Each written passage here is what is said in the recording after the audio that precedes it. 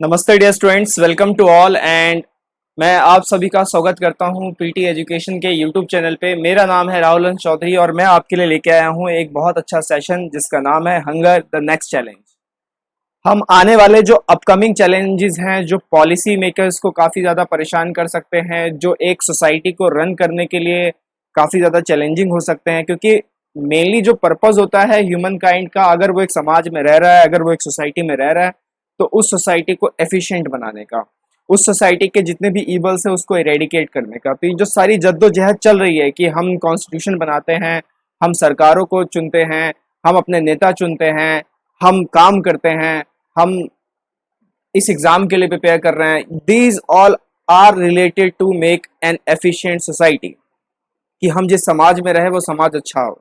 अगर समाज वो अच्छा नहीं होगा, वहां पर अगर बहुत सारी कुरीतियां होंगी, बहुत सारी इविल्स रहेंगे, तो फिर बहुत मुश्किल हो जाएगी उस समाज में रहना और वहां सरवाइव करना। राइट। चार्ल्स डार्विन की थ्योरी तो आपको मालूम ही है। तो इसी कड़ी में मैंने पहले भी आपसे इन चीज़ों पे बहुत बातें की हैं। मैंने बात की थी पहले कोविड-19 इम्पैक्ट ऑन चिल्ड्रन, जहां हमने माल नरिशमेंट को देखा था। आज जो हम बात करेंगे वो है हंगर की। हंगर का टॉपिक जो है ये मैं इसलिए उठा रहा हूँ क्योंकि अभी हाल फिलहाल में नोबल पीस प्राइज दिया गया है वर्ल्ड फूड प्रोग्राम को 2020 का। और ये वर्ल्ड फूड प्रोग्राम जो है ये फाइट करता है हंगर को। तो ये असिस्ट करता है उन देशों के उन लोगों को जो हंगरी हैं, जो जिनको फूड नहीं मिल पा रहा है खाने के लिए, जो अपने दो वक्त की रोटी नहीं जुटा पा रहे हैं। तो ये ऑर्गेनाइजेशन उनको काम करता है और उसी के लिए नोबल पीस प्राइज इनको अभी हाल फिलहाल मिला है। That's why we are taking this topic. तो सिंपल सा सवाल यही है कि अगर अगर मैं खाली इंडिया की बात करूं, तो इंडिया की अगर आबादी हम देखें तो रफली 138 करोड़ लोग हैं हमारे पास। राइट। 138 करोड़ लोगों में ऐसा नहीं है कि भारत में ग्रोथ नहीं हुई। पिछले 20 सालों में ग्रोथ बहुत अच्छी हुई है। 20 years growth is far more better. GDP की अगर बात करें तो वो 4.5 टाइम्स इंक्रीज हुआ है। पर कैपिटा कंजम्पशन की बात करें तो वो 3 टाइम्स इंक्रीज हुआ है। फूड ग्रेन प्रोडक्शन की बात करें तो वो ऑलमोस्ट 2 टाइम्स इंक्रीज हुआ है। तो ऐसा नहीं है कि कुछ भी नहीं हुआ है, ग्रोथ हुई है, इंडस्ट्रियल ग्रोथ हुई है, इकोनॉमिक ग्रोथ हुई है, सफिशिएंट फूड भी है भारत के पास अपनी पॉपुलेशन को फीड करने के लिए, अगर मैं पर्टिकुलरली भारत की बात करूं। लेकिन लेकिन फिर भी हम अपने 15% लोगों को खाना नहीं दे पा रहे हैं। राइट। 15% लोगों का मतलब है अराउंड 18 से 19 या 18 से 20 करोड़ लोग आज भी भारत में भूखे रह रहे हैं। तो ये तो एक बहुत ही बड़ी मतलब एक त्रासदी है। अगर मैं state of food security and nutrition in the world 2020 की रिपोर्ट मानूं, जो रिपोर्ट ये कहती है कि भारत में at present 18 to 20 crore undernourished people हैं, 14 to 15% of population. Right. Women की अगर बात की जाए तो 50% वुमेन जो कि अपने रिप्रोडक्टिव एज में है, तो reproductive age that is 15 years to 49 years of age, उसमें 50% वुमेन आर अनेमिक। 50% का मतलब आप जान रहे हैं? 50% का मतलब हो गया कि दो में से एक महिला वो अनेमिक है। तो ये जो सारे हैं स्टंटेड, वेस्टेड, ये सब हम बात कर चुके हैं। तो ये जो सारे स्टैट्स हैं, ये कहीं ना कहीं ऐसा लगता है कि हमारी पॉलिसी मेकिंग में कुछ ना कुछ कहीं ना कहीं गड़बड़ हो रही है। या फिर हम लोग थर्ड मील जो कनेक्टिविटी की बात की जाती है कि टारगेटेड अपने बेनिफिशियर्स को सारी चीज़ें मुहैया कराना, वो हम नहीं कर पा रहे हैं। एक ह्यूमन बिहेवियर, एक प्रॉपर अप्रोच वो नहीं हो पा रही है। कहीं ना कहीं से कुछ ना कुछ गड़बड़ है। ट्रिकल डाउन थ्योरी पूरी तरीके से इम्प्लीमेंट नहीं हो पा रही है। राइट। तो उसी पे आज हम चर्चा करेंगे इसको लेके। सबसे पहले अगर वर्ल्ड फूड प्रोग्राम ऑर्गेनाइजेशन की बात की जाए तो ये ऑर्गेनाइजेशन 1961 में बनाया गया था और under the presidential rule of Dwight Eisenhower. तो ये मिस्टर ड्वाइट आइजनहार हैं जो कि यूएस के प्रेसिडेंट थे। उन्हीं के वक्त में ये वर्ल्ड फूड प्रोग्राम बनाया गया था। It consider as the world's largest humanitarian organisation, ये आप याद रखिएगा, world's largest humanitarian organisation, world largest humanitarian. तो आज के लिए आपका पहला सवाल कि हम लोग वर्ल्ड ह्यूमैनिटेरियन डे कब मनाते हैं? ये भी हाल फिलहाल यूपीएससी की एक परीक्षा में सवाल था।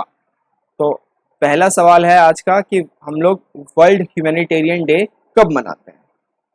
इसके बाद अगर हम बात करें तो ये ऑर्गेनाइजेशन जो है कमिटेड है अपने गोल की तरफ। तो इनका गोल क्या है, बेसिकली क्यों ये काम कर रहे हैं इतना, तो इनका गोल है कि 2030 तक विश्व से हम लोग हंगर को इरेडिकेट कर देंगे। 2030 तक विश्व से हम लोग हंगर को, भुखमरी को, अंडर नरिशमेंट को इरेडिकेट कर देंगे।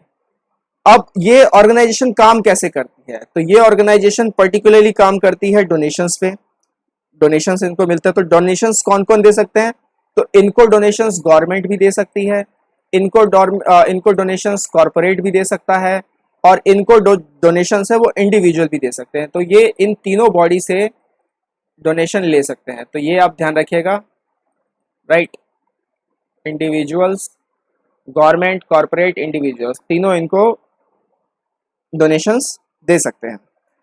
अब अगर हम बात करें तो ये हेल्प किस तरीके से करता है, इसका वर्किंग मैकेनिज्म क्या है, तो इसका वर्किंग मैकेनिज्म बहुत सिंपल है। ये दो तरीके से काम करता है। या तो ये आपको फूड प्रोवाइड करेगा ताकि जो आपकी जो नीड है फूड की वो पूरी हो जाए, खाना ही आपको डायरेक्ट दे दिया जाएगा, या फिर आपको कैश बेस्ड ट्रांसफर्स मिलेंगे। तो अगर खाना आपको नहीं मिला तो उसके लिए आपको कैश बेस्ड ट्रांसफर्स मिलेंगे, जिनके लिए आपके पास कोई अकाउंट होना चाहिए, कुछ होना चाहिए, जिसके जरिए वो पैसा आपके पास पहुंचेगा और आप खाना खा सकते हैं। उसके बाद 2019 के अगर आंकड़ों को हम देखें तो इसने तकरीबन 88 देशों में से 100 million people, that is 10 crore लोगों की मदद की थी, और 4.2 मिलियन मैट्रिक टन खाना उनको दिया था, राइट। तो ये अपने आप में एक बहुत ही बड़ा फिगर है। इनके एफर्ट्स आप देखिए कि किस तरीके के इनके एफर्ट है। यूएन की एक ऑर्गेनाइजेशन है जो सपोर्ट करती है वर्ल्ड बैंक और एफएओ जैसे ऑर्गेनाइजेशन को to eradicate the hunger and provide food assistance. तो उसमें हम देखें कि 100 मिलियन लोगों को 88 देशों में खाना मुहैया कराना, वो भी 4.2 मिलियन मैट्रिक टन। तो it's a very tremendous job by this organisation. इन्होंने एक ऑपरेशन भी चलाया था, that is Operation Lifeline in Sudan. तो ये जो ऑपरेशन है आपका, जो आपके स्क्रीन पे दिखाई दे रहा है, that is Operation Lifeline in Sudan. Basically helicopter के जरिए फूड गिराए गए थे। Operation Lifeline in Sudan,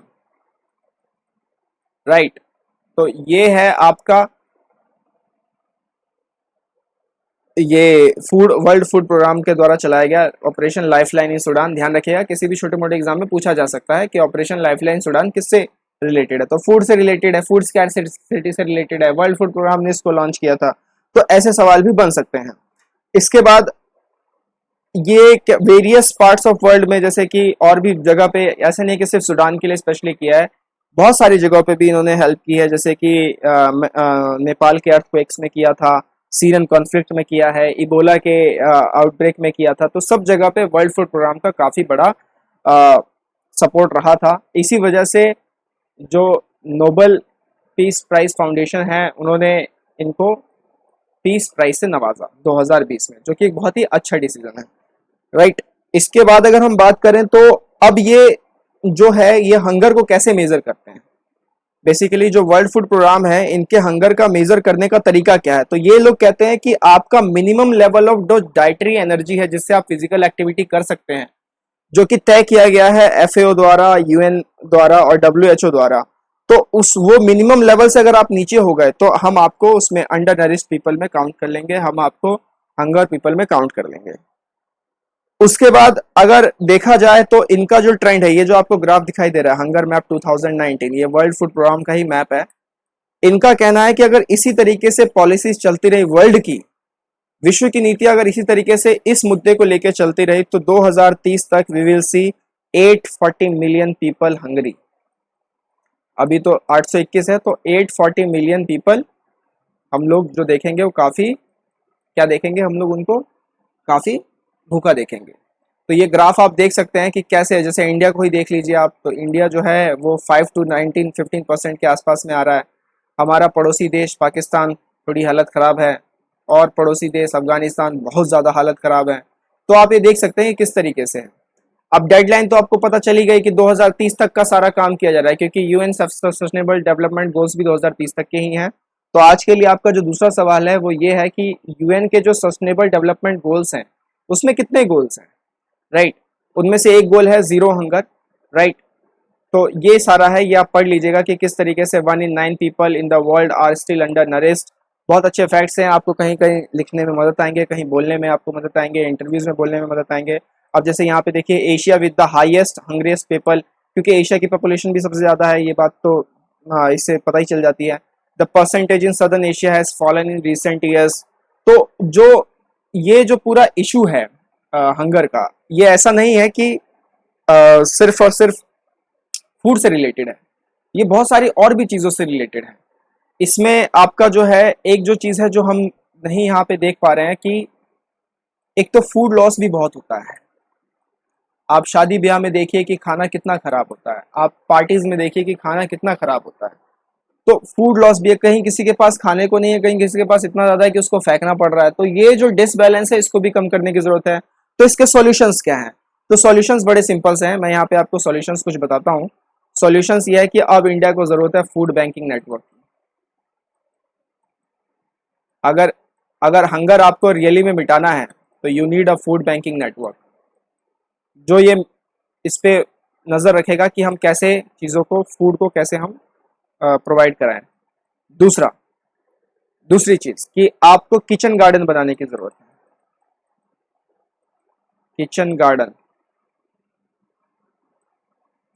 kitchen garden से क्या होगा? किचन गार्डन से ये होगा कि जैसे कोई आंगनवाड़ी सेंटर है, अगर बगल में ही वो अपना एक गार्डन बना ले जिसमें वो कुछ छोटे छोटे वो चीज़ें उगाएं, कुछ फूड कह लीजिए या कुछ सब्जियां कह लीजिए, वो अगर उगाएं और उनको अच्छे तरीके से फिर बनाकर और फिर उसके न्यूट्रिशनल वैल्यू के साथ उसको सर्व करें, तो ये इस तरीके से भी चीज़ों को किया जा सकता है। और इससे आपका नेचर और एनवायरनमेंट भी काफ़ी अच्छा रहेगा और कृषि को भी काफ़ी ज़्यादा बूस्ट मिलेगी। तो किचन गार्डन जैसे सिस्टम से आप काम कर सकते हैं, फूड बैंकिंग नेटवर्क से आप काम कर सकते हैं, अवेयरनेस बढ़ा के आप काम कर सकते हैं कि देखिए ज़्यादा फूड को ख़राब मत कीजिए, इस पे पैसा भी आपका काफ़ी ज़्यादा वेस्ट होता है। तो ये कुछ सारी चीज़ें हैं जो पॉलिसी मेकर्स को देखनी चाहिए, क्योंकि हमने तो कोविड-19 में देख ही लिया था कि क्या इशू रहा था और किस तरीके से फूड के लिए लोग तरस रहे थे, खाना ही नहीं था उनके पास खाने के लिए। इवन जो माइग्रेंट्स थे, उनको भी ट्रेनों में बिठाया गया और ट्रेन कहीं से कहीं जा रही है और वो बेचारे भूखे हैं, और रेलवे स्टेशन पे तो ना तो कोई स्टॉल खुले हुए हैं ना कुछ खुला हुआ है। तो बहुत बड़ी समस्या है ये एक, और बहुत बड़ा चैलेंज है। इसलिए मैं आज आपके लिए टॉपिक को लेके आया हूँ कि हंगर द नेक्स्ट चैलेंज, और इसे हमें इरेडिकेट करना ही पड़ेगा if we want a very efficient and a prosperous society, right. तो आज के लिए मेरी तरफ से इतना ही। आप बताइएगा आपके क्या व्यूज़ हैं इस पे, मैं सुनना चाहूँगा आपके व्यूज़। और जो मैंने सवाल आज आपसे पूछे हैं उनका भी आंसर आप ज़रूर दें। सेशन को लाइक ज़रूर करें, शेयर ज़रूर करें। Some wonderful PT resources are waiting for you, इनका पूरा से पूरा का पूरा लाभ उठाएं। और अगर आप हमारे एफर्ट्स को पसंद कर रहे हैं, ये जो हम एफर्ट्स आपके लिए कर रहे हैं, तो आप इस दिए हुए लिंक पर हमें कंट्रीब्यूट भी कर सकते हैं, राइट। आज के लिए इतना ही। टिल देन टेक केयर, नमस्ते, जय हिंद।